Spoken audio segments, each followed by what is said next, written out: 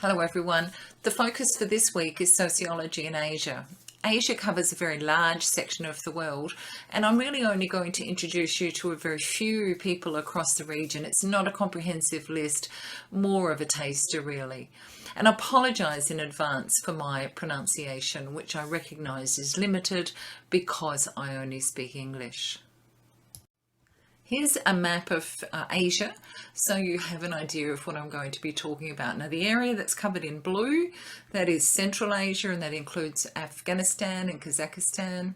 The area that is mustard is called East Asia, and that includes China, Hong Kong, Japan, Macau, Mongolia, North Korea, South Korea. The brown area is the Middle East, and that of course is Bahrain, Iran, Iraq, Israel, etc. The purple area is Russia and what is called the Caucasus. The green area is South Asia, so that takes in Bangladesh, Bhutan, India, the Maldives, Nepal, Pakistan, Sri Lanka. The pink area is Southeast Asia, which is Brunei, Cambodia, East Timor, Indonesia, Laos, Malaysia, Myanmar, Philippines, Singapore, Thailand, and Vietnam. Let's start with Dr. Chandrakula Haiti, who was a prominent writer, feminist, social worker and professor of sociology in Bombay in India. Her dates are 1903 until 1990. Much of Dr. Haiti's work entailed studying and improving the status of women in Indian society. She first received an MA in economics and then she went on and did a PhD, for which she wrote a book called Hindu Woman and Her Future, and that was in 1948 and formed part of her PhD thesis in sociology. Dr. Haiti was considered extremely forward-thinking for her time, and her study advocated the education of women as well as increasing the acceptability of women in the Indian workforce.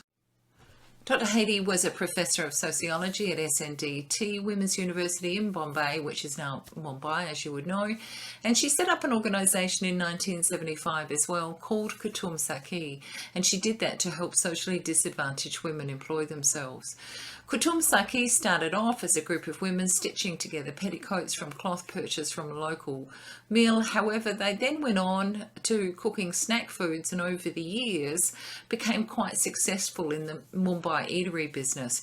And in turn, they served a role in empowering many women to take control of their own futures. Some figures I got was that in 2005, the organisation employed around 150 women, many of whom are or were widows or deserted wives. I couldn't find any information about whether they're continuing now. The most recent information I received about them or was able to find about them was back in 2017. Andre Bette began teaching at the University of Delhi in the late 1950s, and he talks about how the university at the time was still quite new. It was only established in 1922. The Department of Sociology he thought was very small, with 6 teachers, 12 PhD students and 30 master's students, which actually sounds quite large to me. Usually academics in Indian universities, he says, especially in the humanities and social sciences, didn't have individual rooms, and he had his own, and he just thought that was absolutely the best thing. There are cultural difficulties that he also talks about. So he says that in a culture where a young man expects his elders to find him a wife and an occupation, he describes that as not fostering much independence of thought. So PhD students, he found, tended to expect supervisors to select their topics too. Andre Bette is one of India's leading sociologists and writers. He is particularly known for his studies of the caste system in South India, and he's authored many, many books. In the words of an historian, Bette has written insightfully about all the major questions of the day: India's encounters with the West, the contest between religion and secularism, the relationship between caste and class, the links between poverty and inequality, the nurturing of public institutions, and the roles and responsibilities of the intellectual, plus a whole lot more. Andre Bette has often been referred to as the Indian Max Weber. And his work on caste, if I can just talk about that for a little bit, caste can be defined as a small and named group of people characterised by three things: endogamy, which is the custom of marrying only within the limits of a local community, clan or tribe; hereditary membership; and a specific style of life. In traditional Indian society, the caste system had both legal and religious sanctions. Different castes were assigned different rights, and punishment differed not only because of the nature of the offence, but also according to the caste of the offender. Class is a bit more open than caste. You can change your class position by becoming a landowner, but you can't change your caste. In terms of mobility, in terms of that ability to move and who moves up and down, it's the individual. In terms of a caste, it's an entire community which changes position. During the rule of the British and afterwards, so that's from before 1947 and afterwards, there has been a change, a decline in the influence of the landlord class and the rise of a political system that does allow others to acquire power. In some ways, the traditional relationship between caste and power has been reversed. Whereas in the past, power was concentrated in the hands of the Brahmins, today it is controlled by non-Brahmins. So that with a change from a static traditional social order to a more dynamic one, the economic and political systems change too. We'll listen now to Andre Bataille talk about what he calls living democracies and living with the disorder that is a part of a democracy. This clip is taken from a lecture he gave in November 2013. I have chosen as the title of my lecture, Democracy in Our Time. It may appear to some of you to be a little lofty or even a little pretentious, but I have a very specific question from which I start. And that question is there a standard model of democracy? Is there one single standard model of democracy by which one can judge whether a particular nation is or is not successful as a democracy? I think as soon as we ask that question, we realize that this is not so. There is not one single model of democracy. Even if you look at the formal constitutional structure of democracies, you will find that Britain has a parliamentary system, the United States has a presidential system, and they're very different from each other, not just in their operation, but also in their constitution. France, which is not more than a stone's throw away from England, it also has a presidential system which functions somewhat differently from the parliamentary system in Britain. So I think that I ask myself this question because the generation to which I belong and the previous generation also had a particular ideal of democracy and a particular image of the standard by which democracy should be judged anywhere in the world. And that was the Westminster model.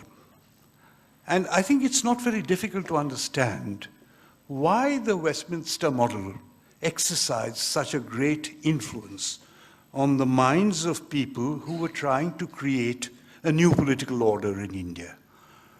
After all, our first experience of democracy was under colonial rule.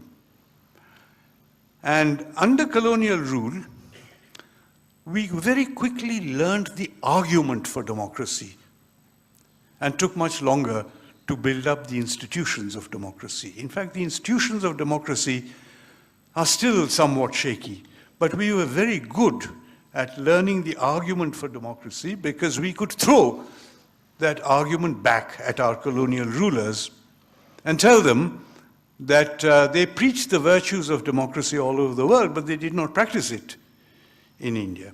So that gave our thinking on democracy a particular and a distinctive color.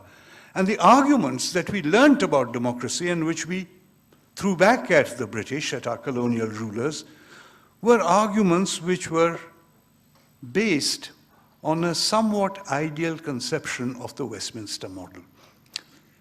At the time of independence, when the country became independent and set out to create a new constitution, I think that there was a broad consensus. There was broad consensus about the value of the Westminster model, because that is what we had experienced as adversaries during the nationalist movement. So there was a broad consensus. And I would say that the Constitution of India reflects that broad consensus.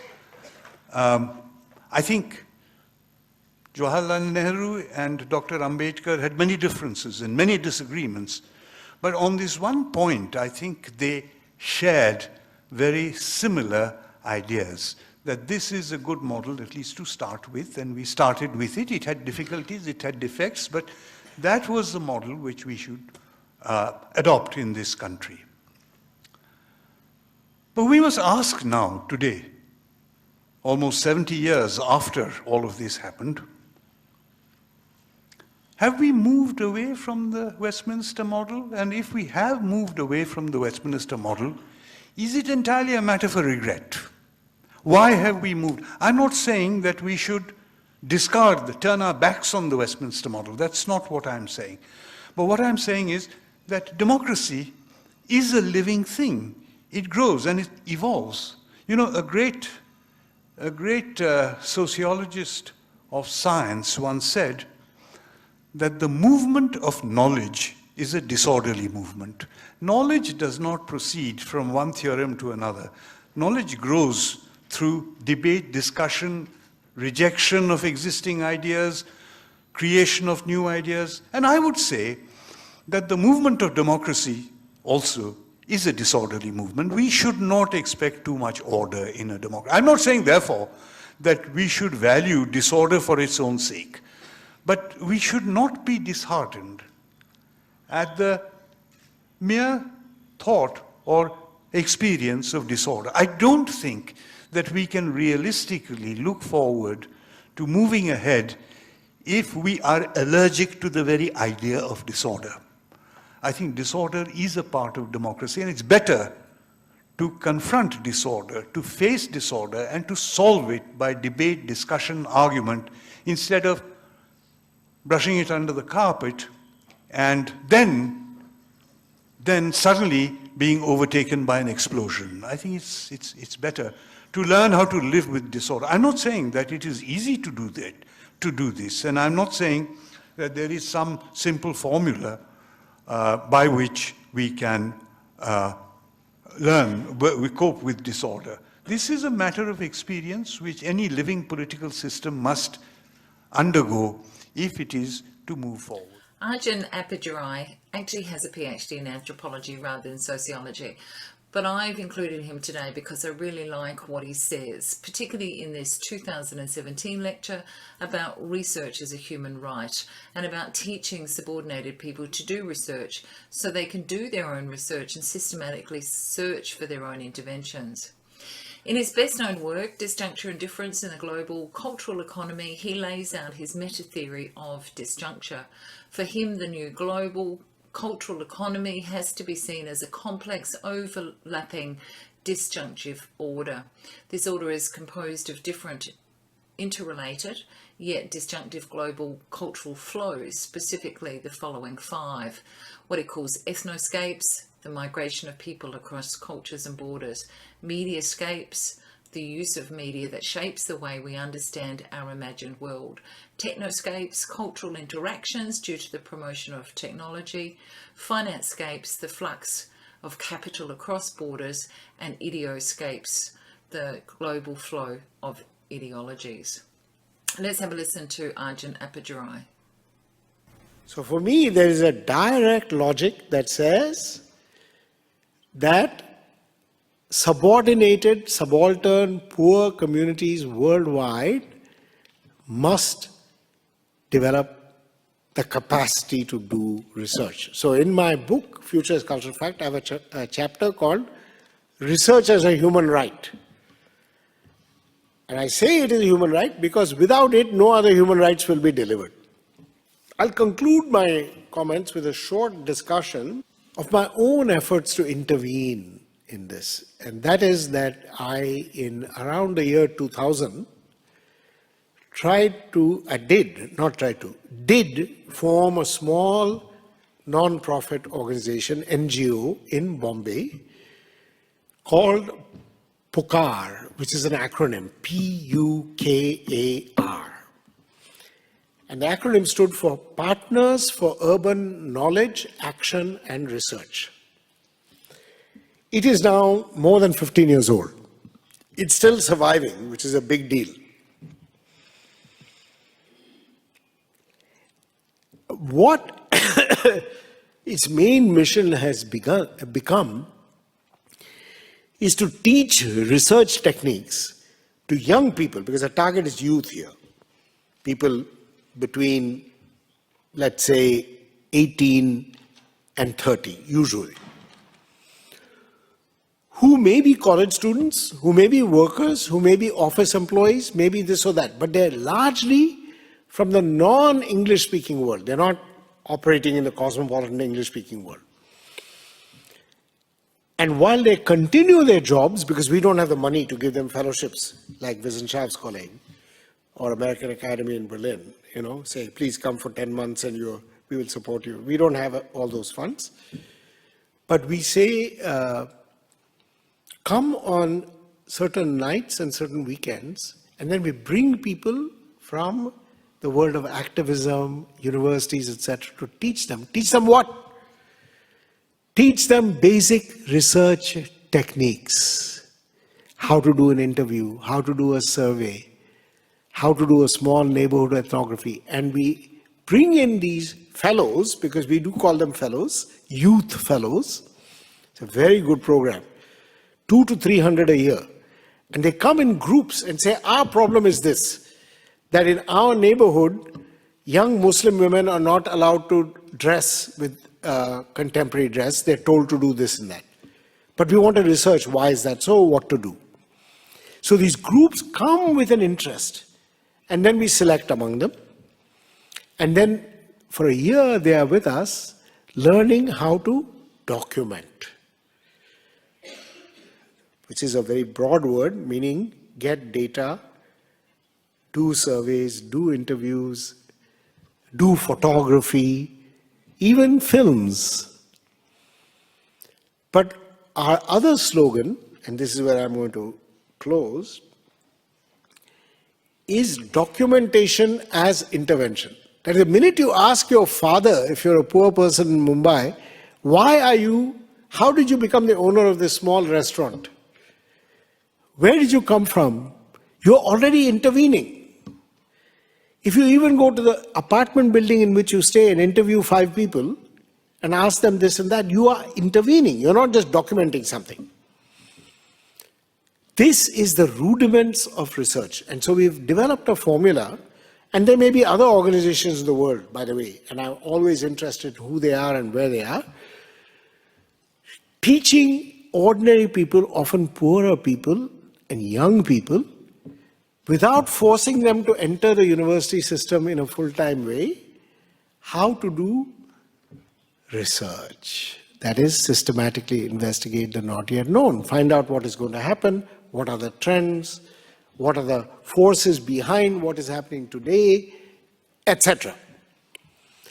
So PUKAR is one example, and I am convinced that while there are many, many good things to be done in education, in the schools of tomorrow, at all levels, primary to PhD and beyond, and while there are many ways of intervening in the status quo, and I'm sure your conference has discussed many of them, that one thing should not be forgotten, and that is that we do not give the majority of the world's population the capacity to do research. I think it's a valuable capacity. I do not think it requires expert long-term education. I think it can be taught relatively quickly, so that people can become actually informed citizens who don't just have a complaint or a demand, but who also have an analysis of where things could go and how to find a different path. So I conclude simply with one sentence saying that I think research is a human right. I think research is, though it sounds very esoteric, something that should be a democratically distributed capacity. And I think without that democratic distribution of that capacity, all our ambitions to bring equality, freedom, and justice to the bulk of the world's populations will prove to be inadequate. My next inclusion, Natasha Call, isn't technically a sociologist either. She was born in Kashmir and has lived in the UK for more than 10 years. Natasha is an academic and writer based in London, and her current work includes feminist issues concerning Kashmiri women. She's also interested in the rise of neoliberal nationalism in India. Call has written a novel called Residue, which is the first novel in English by a Kashmiri woman and which was shortlisted for the Man Asian Literary Prize in 2009. Call argues for thinking beyond nations, for thinking beyond what she calls concentric circles of the self. The self, one's family, one's nation. That's too narrow, she says, and for thinking about development in terms of relationships. Here is Natasha Call talking at a symposium hosted by the New Nationalist magazine in 2013, and she's talking about why she thinks it's important to be an internationalist. I think the simplest answer to the question why be an internationalist is because ideas have no borders. I think whether we engage with the world analytically or affectively, at some point we recognize the fact that it's not, when we resist, we actually recognize the fact that just as we globalize resistance, we have to also acknowledge the concept of a global existence. And I think that it sounds simple, but it's actually complicated. While people indulge in these debates about structure or agency, collective or individual, global or local, I think they're just distractions from the fact that we have to, at every point, be both.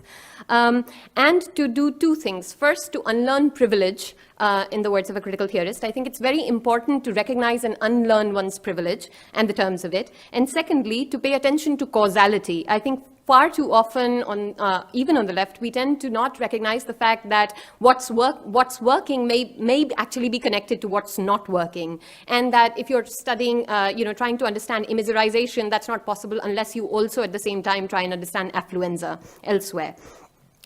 So I think I'll just quickly make 4 points. The first one being that we have to think of the link between the structures of knowledge and social order. And I think that that's very important because it seems like we're either thinking or doing, but again, thinking is also doing and doing relies upon thinking. So knowledge creation, I think, is always already a form of strategy, reason, politics, subjectivity, and being, that when we are creating knowledge about any field, and especially fields like geography, law, economics, the things that determine through land, capital, and law, people's lives. So I would argue that the first thing, we need to have a radical anti-imperial cosmopolitan subjectivity, and which delinks sovereignty from simply being from citizenship, which delinks that, and also something that recognizes that the fact that the things that we will not accept at a nation-state level, the kind of gross inequality and exploitation, which we would not, even the most regressive conservative commentators would not think that it's fair, is somehow fair at a global level, or if it's not happening to us. So firstly, I think we need to think beyond the nation-state, we need, and move beyond this concentric circles of self. So we go from self and family and community and region, nation, and so on. And these concentric circles of empathy become weaker as they widen. And I think that's a problematic way of looking at the self and the world. Secondly, I think we need to look at development as a change in relations. I think that's the most profound profound definition of development that I've come across, because development fundamentally changes how people relate to other people relate to objects, people relate to power. So we need to reconceptualize development as not just connectivity, that bringing development is not just about bringing connectivity, but also about relationality. And often increased connectivity can be at the cost of decreasing relationality. And technology isn't an obvious answer. Technology will not automatically impart justice simply because we know that there's suffering elsewhere. Thirdly, that democracy, while we focus so much on the, on this holy thing of democracy, development, free markets and all that, or at least democracy and development even in a progressive vein, that substantive democracy is very far from procedural democracy. I think the transnational global elite that do not have any kind of political concerns, investment, or affiliations in their own domestic nation states are the same everywhere. And therefore, then the question is, what is the value of political enfranchisement if that is how democracies function?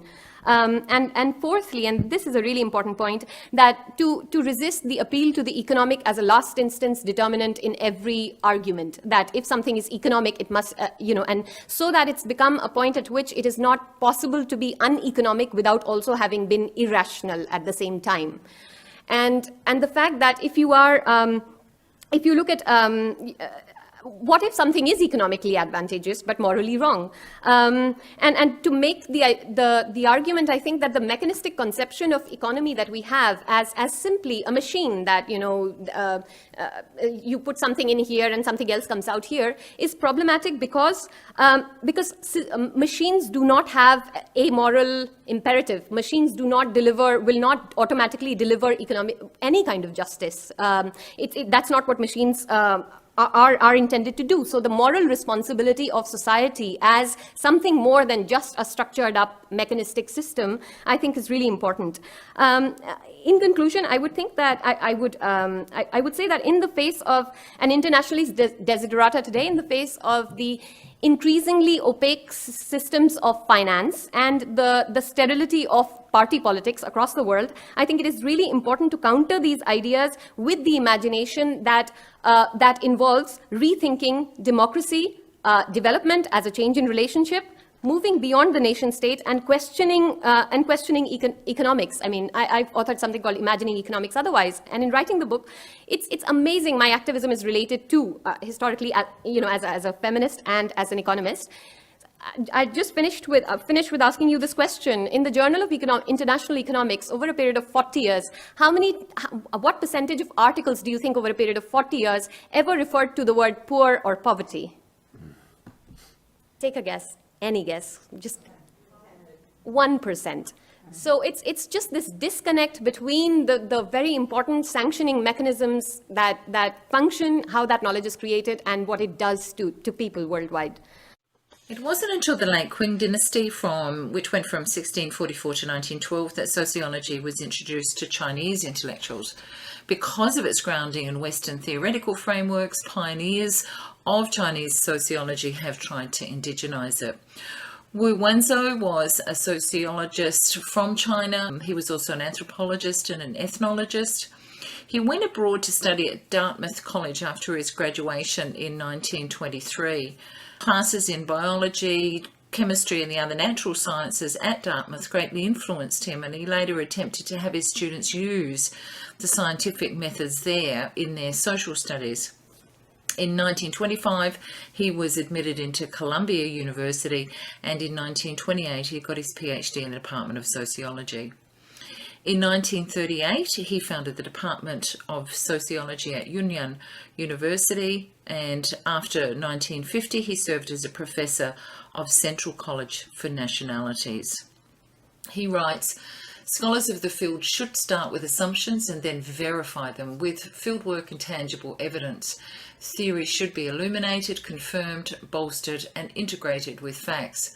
To secure an autonomous status for Chinese sociology, scholars of the field need to work out a new synthesis of theories and local realities and employ it as a starting point for training the next generation of domestic academics.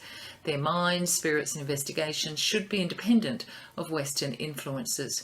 This is what is meant by complete indigenization." Fei Zitong played a pivotal role in indigenizing sociology. He was born in 1910 to parents who were very well educated. Both of them had actually set up schools, his father a primary school and his mother a kindergarten. Fei went to a missionary-founded university, Chengying University, and he was stimulated there by a visit of Robert Park from the University of Chicago. He then went on and studied at the London School of Economics. Back in China, he did field work, and it was a very traumatic time. His leg was crushed by a tiger trap, and his young bride died going for help. Not all field work is that traumatic or dramatic. From a young age, Fei Zitong considered fieldwork to be the single best approach to renewing and acquiring true knowledge. In his opinion, knowledge comes from an understanding of objects and phenomena that are inherently volatile and therefore subject to constant modification and improvement. Without first-hand experience at a given location, an accurate grasp of its sociological features is virtually impossible, he thought. After doing research in China, he came to realise that scholars should have theories and hypotheses in mind before doing fieldwork, or it will be difficult, if not impossible, to collect and sort out data in an orderly manner. Fieldwork grounded in theory became Fei Zitong's favourite approach to Chinese reality. He developed this differential mode of association, which in part at least has sprung from Confucian philosophy, where you have yourself right in the centre there, and then relationships with others which depend on loyalty and intimacy and affection and trustworthiness. And so it moves out until you have people who are inside the circle, like your close family members or team members, acquaintances who sit outside the circle, and then right outside are strangers. In Fei Zitong's view, the mode of association is both representative and reflective of society and civilization. It also means, he thinks, that China's path to modernity is bound to be inherently distinct from the West due to differences between organisational and differential modes of association. And an organisational mode of association, he says, is characterised by hierarchies and boundaries, and that is certainly something that I'm very familiar with. Fei Zitong's most important contribution to sociology was this concept of differential mode of association, but he also made other significant contributions to the study and management of the development of China's rural economy. And he had what could be called a syncretic approach to sociology, taking from the West theories, but also adding into those Western ideas Chinese experience, culture and history. His book, China's Gentry, was published in America in 1953, and it did become a staple of American college classes on China and was based on his interviews in the field. The publication in America of his book actually grew out of relationships he had with academics at the University of Chicago. Walden Bello is a professor of sociology in the Philippines. He's worked as a politician, as a social worker and as an academic. He received his PhD in sociology from Princeton University, and that's in the United States. After September 11, 2001, Bello was a leading voice from the South urging the United States not to resort to military intervention. He thought that would just exacerbate the problem. What he wanted to do was get the world to tackle the root causes of terrorism in poverty, inequality, injustice and oppression. He was also one of the leaders of a peace mission of Asian parliamentarians and civil society activists who visited Baghdad in March 2003, and they did that in this last-ditch effort to stop the US invasion of Iraq. According to Bello, who was a public sociologist, in sociology we should create knowledge based on the sociology's giants. Furthermore, we should not forget the importance of dialogue between researchers and the researched. We need to include people's voices in research, he argues, because then we become more objective. When we know the situation more, our research is more objective. For Bello, objectivity in research can't be achieved through distance. It is necessary to have this close relationship between researchers and the organisations. Being far away from people, it is impossible to carry out social change.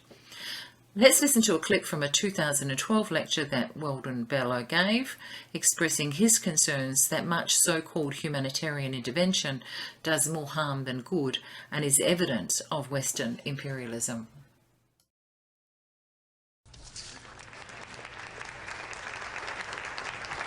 Good evening. Before I begin, I would like to show you a few slides.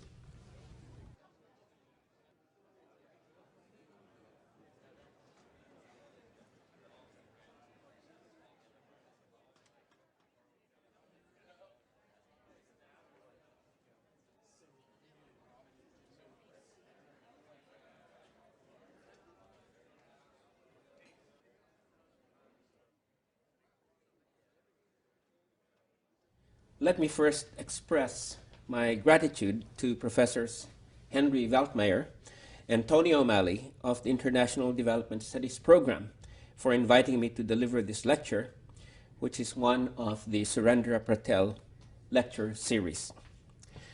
At the outset, I would like to say that in answer to the question posed in the title, Humanitarian Intervention, a Legitimate Enterprise, yes, I think humanitarian intervention is a legitimate enterprise under certain conditions and circumstances.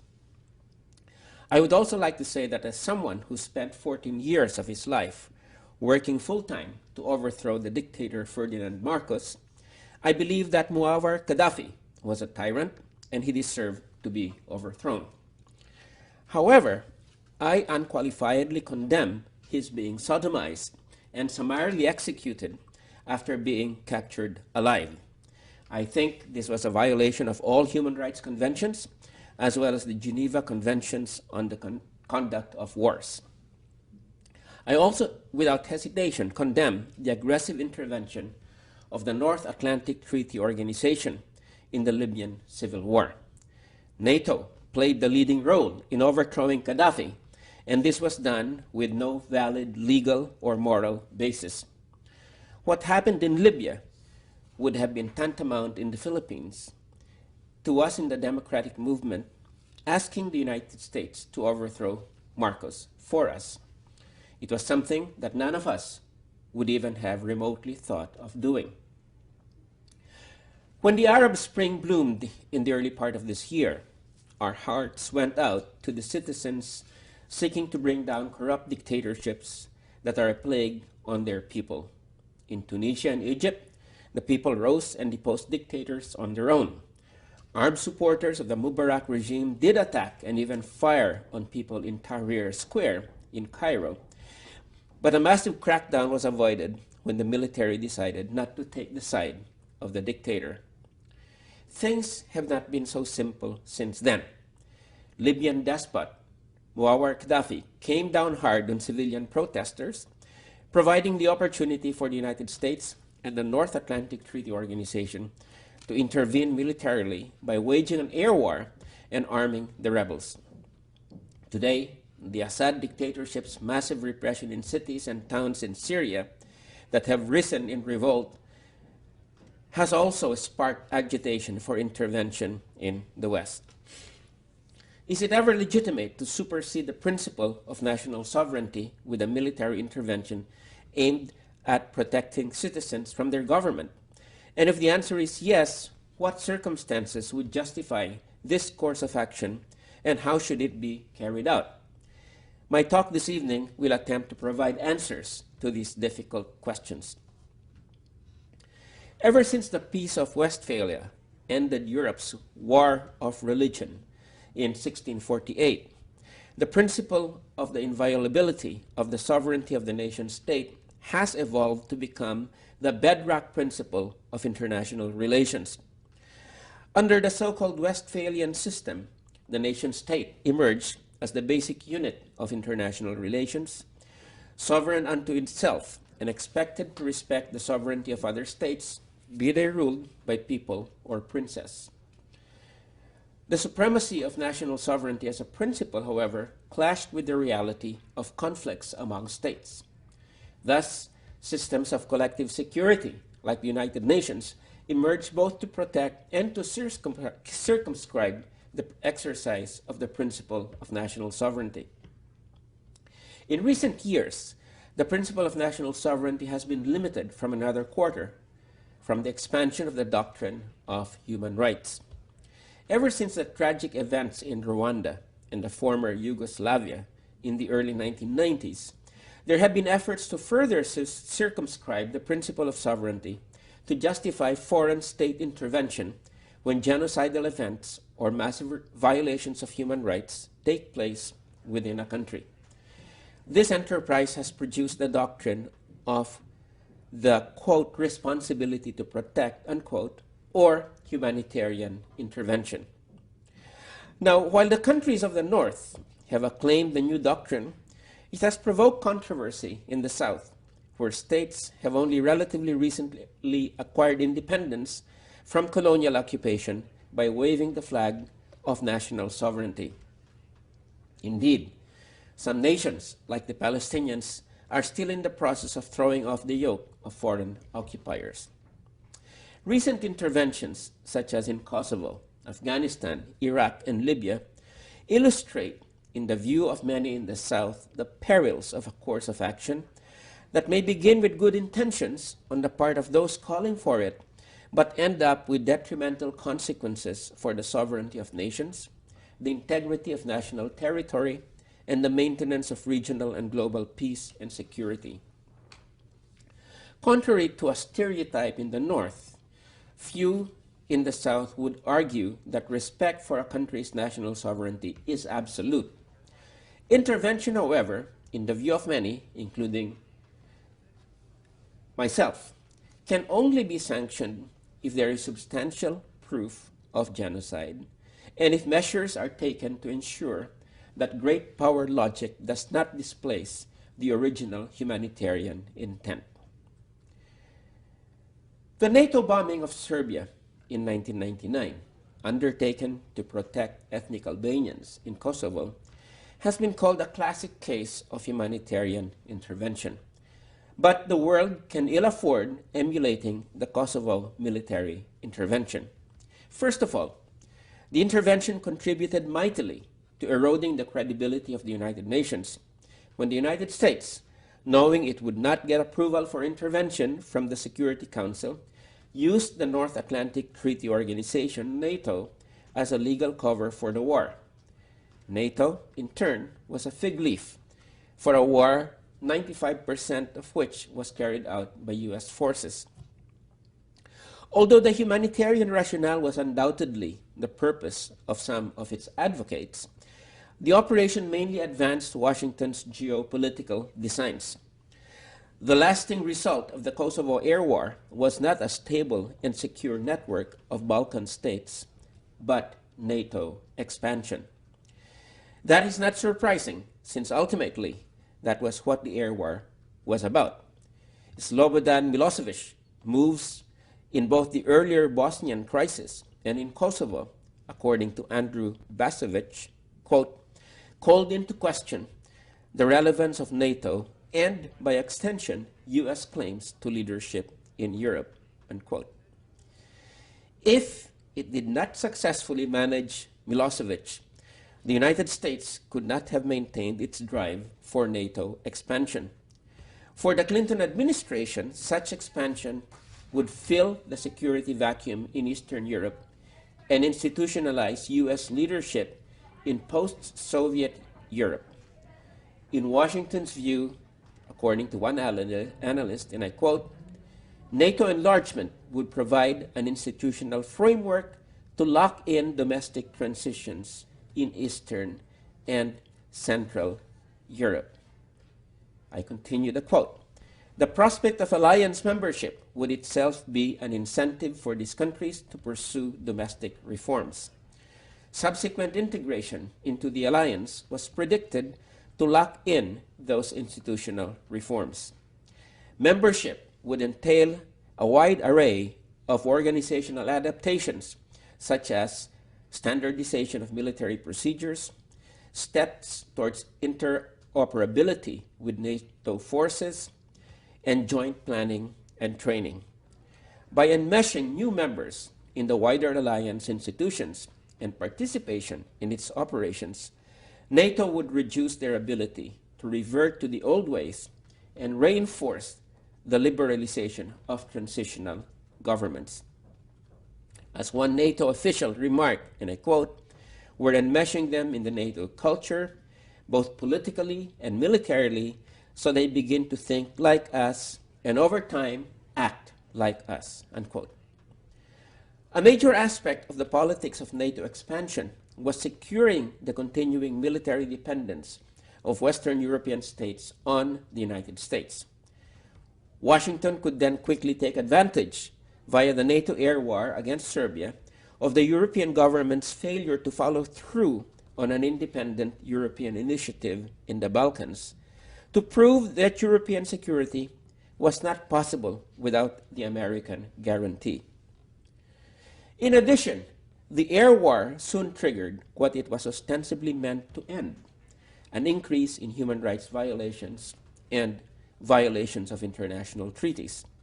Indeed, as investigations later showed, most of the Serb attacks on Albanians occurred after and in reaction to the NATO bombings, making the NATO action, in the eyes of many, an incitement to murder and maim.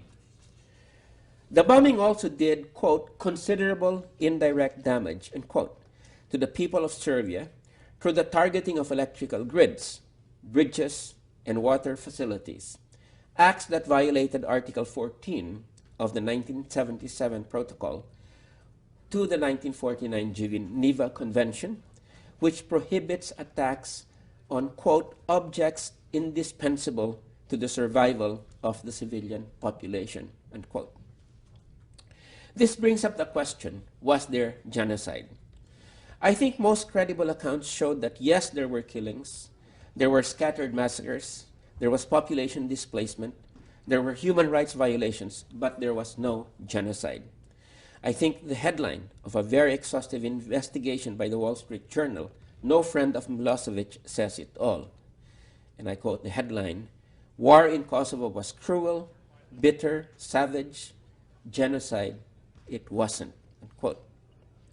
Finally, before we leave this episode of humanitarian intervention, Kosovo provided a strong precedent for future violations of the principle of national sovereignty. The cavalier way in which the liberal Clinton administration justified setting aside national sovereignty by reference to allegedly overriding humanitarian concerns became part of the moral and legal armament that would be deployed by people of a different party, the Republicans, in Afghanistan and Iraq. As a right-wing thinker, Philip Bobbitt, saw it, the Clinton administration actions in Kosovo serve as, quote, "precedents," unquote, that limited the rights of sovereignty of non-democratic regimes, quote, "including the inherent right to seek whatever weapons a regime may choose," unquote. When the invasion of Afghanistan took place in 2001, the North put up little resistance to the U.S. move to oust the Taliban government. Washington took advantage of sympathy for the United States generated by 9/11 and the image of the Taliban government sheltering al-Qaeda to eliminate negotiations with the Taliban as an option. Using Article 51 of the United Nations Charter, which sanctioned retaliation in self-defense, the United States invaded Afghanistan with little protest from European countries. But to strengthen its position, the Bush administration not only used the rationale of crushing the threat of al-Qaeda to the United States, it also painted its move into Afghanistan as a necessary act of humanitarian intervention to depose the Taliban government, one that was justified by the president of Kosovo. Invoking the humanitarian rationale, NATO member states like Canada, Germany, and the Netherlands also eventually sent armed contingents. Like the Kosovo air campaign, the Afghanistan war showed the pitfalls of humanitarian intervention. As in Kosovo, great power logic soon take over. Hunting for bin Laden yielded to the imperative of establishing and consolidating a U.S. military presence in Southwest Asia that will allow strategic control of both the oil-rich Middle East and energy-rich Central Asia. then Defense Secretary Donald Rumsfeld seized on Afghanistan as what one analyst described as, quote, a laboratory to prove his theory about the ability of small numbers of ground troops coupled with air power to win decisive battles, unquote. The Afghanistan invasion's main function, it turned out, was to prove obsolete the Powell Doctrine associated with former Secretary of State Colin Powell. The Powell Doctrine's dictum about the need for a massive commitment of troops in an intervention, which the administration used later to persuade skeptics to support its strategic objective of invading Iraq. The campaign in Afghanistan soon ended up doing what it was supposed to eliminate: terrorizing civilians. U.S. bombing could not, in many cases, distinguish military from civilian targets, which was not surprising since the Taliban enjoyed significant popular support in many parts of the country. The result was a high level of civilian casualties. One estimate by Mark Harold placed the figure of civilian deaths as between 3,125 and 3,620 from October 7, 2001 to July 31, 2002. According to the UN mission in Afghanistan, 9,579 civilians were killed in the conflict between 2006 and 2010. The campaign also ended up creating a political and humanitarian situation that was, in many respects, worse than that under the Taliban. One of the fundamental functions of a government is to provide a minimum of order and security. The Taliban, for all their retrograde practices in other areas, were able to give Afghanistan its first secure political regime in over 30 years. In contrast, the regime of foreign occupation that succeeded them failed this test miserably. According to a report of the Center for Strategic and International Studies, quote, security has actually deteriorated since the beginning of the reconstruction in December 2001, particularly over the summer and fall of 2003, unquote. So bad is physical security for ordinary people that 1/3 of the country has been declared off limits to UN staff, and most NGOs have pulled their people from most parts of the country. The Washington-installed government of Hamid Karzai does not exercise much authority outside Kabul and one or two other cities, which prompted then UN Secretary General Kofi Annan to state that, quote, without functional state institutions to serve the basic needs of the population throughout the country, the authority and legitimacy of the new government will be short-lived, unquote. Worse, Afghanistan has become a narco state. The Taliban were able to significantly reduce poppy production. Since their ouster in 2001, poppy production has gone up 40-fold, and 20 times as much additional land has been brought under poppy cultivation. Many of Afghanistan's top officials and legislators have been involved in the heroin trade, the most prominent of these being the brother of President Karzai, Ahmed Wali Karzai, who was head of Kandahar's provincial council until his assassination several months ago.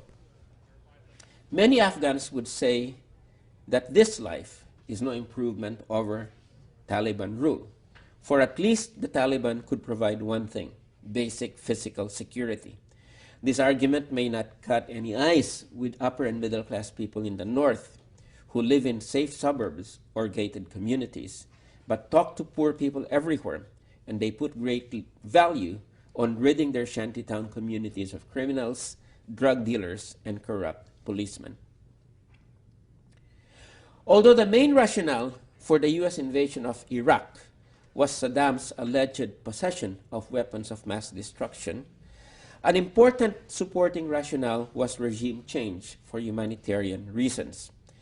When no WMDs materialized, the Bush administration retroactively justified its intervention on humanitarian grounds, getting rid of a repressive dictatorship and imposing democratic rule. The rest is history. Iraq today is a base for U.S. geopolitical control of the oil-rich Middle East. It is a state propped up by U.S. military power, its oil resources and its wealth geared primarily to serve the West. A drastically weakened polity, the country is threatened by the centrifugal forces of ethnic and sectarian conflict. Secular values and the status of women have been eroded by fundamentalism. Rampant crime and terrorism have generated a high level of physical insecurity. As for economic conditions, per capita output and living standards are well below their pre-invasion levels, and the population lives in a state of chronic insecurity, with 55% of Iraqis lacking access to safe water, 1 million people lacking food security, 6.4 million dependent on food rations from the public distribution system, and 18% of the workforce unemployed. Humanitarian intervention has reduced what used to be one of the most advanced countries of the Middle East to this deplorable state. Now on to Libya. The Libyan case will perhaps go down as one of the worst abuses of the doctrine of humanitarian intervention. At first, the events there unfolded pretty much like those in Egypt, with a popular uprising seemingly on the way to deposing a corrupt dictatorship. But the dictator, his military forces, and his social base held on, fighting back with military power, inflicting civilian casualties, and undoubtedly committing human rights violations in the process. At that point, the situation degenerated into a civil war. Outside Libya, defectors from the Gaddafi regime managed to get the United Nations Security Council to pass a resolution to impose a no-fly zone over much of Libya, which the United States, England, and France leaped to impose, to the consternation of Germany, China, Russia, and other countries that abstained from the Security Council resolution. The Libyan intervention was not based on actual genocide, indeed, not even on potential genocide, but on a rhetorical threat of revenge that went viral in the media. In his March 11 speech, Gaddafi urged his supporters to, quote, show no mercy, unquote, and go, quote, house to house, unquote, in Benghazi, which President Obama seized on to warn that genocide was about to take place. In fact, as many commentators have noted, Gaddafi's words were directed at rebel fighters, not civilians. And in the very same speech, he promised amnesty to those, quote, who throw their weapons away, unquote. Indeed, after NATO went to war, human rights investigators from Amnesty International and Human Rights Watch found no evidence of genocide or the deliberate targeting of civilians or aircraft being used on protesters and crowds, or of mass rape. This is not to say that there were no instances of brutal actions by Gaddafi's troops, but there was no evidence for the genocide and massive and systematic violations of human rights that formed the pretext for intervention. During the Libyan intervention, the objective of regime change quickly supplanted the rationale of establishing a no-fly zone, with NATO aircraft carrying out offensive operations against the government's tanks and infantry and targeting Gaddafi's suspected hiding places in Tripoli, killing, among others, one of his sons. The struggle between Gaddafi and the NATO-supported rebels devolved into a war of attrition, bringing about a worse situation for civilians than that which prevailed before the intervention in terms of civilian casualties, infrastructure destroyed, and economic suffering. It was finally NATO offensive operations 6 weeks ago that broke the stalemate and gave the rebels the upper hand in the civil war, for it was indeed a civil war, and indeed, despite his dictatorial regime, Gaddafi had a political base. Contemporary humanitarian intervention suffers from three primary defects. First, great power logic soon overwhelms the humanitarian rationale for intervention. Second, such interventions often exacerbate bad situations. And third, humanitarian intervention sets a very dangerous precedent that can be used to justify future violations of the principle of national sovereignty. NATO's intervention in the Kosovo conflict helped provoke the justification for the invasion of Afghanistan, and the justifications for both interventions were in turn employed to legitimize the invasion of Iraq and the NATO war in Libya.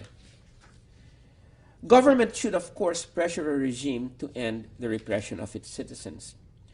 Moves to cut off military exports that allow a regime to repress its people are entirely legitimate, as are economic sanctions and diplomatic efforts to denounce and politically isolate a repressive regime.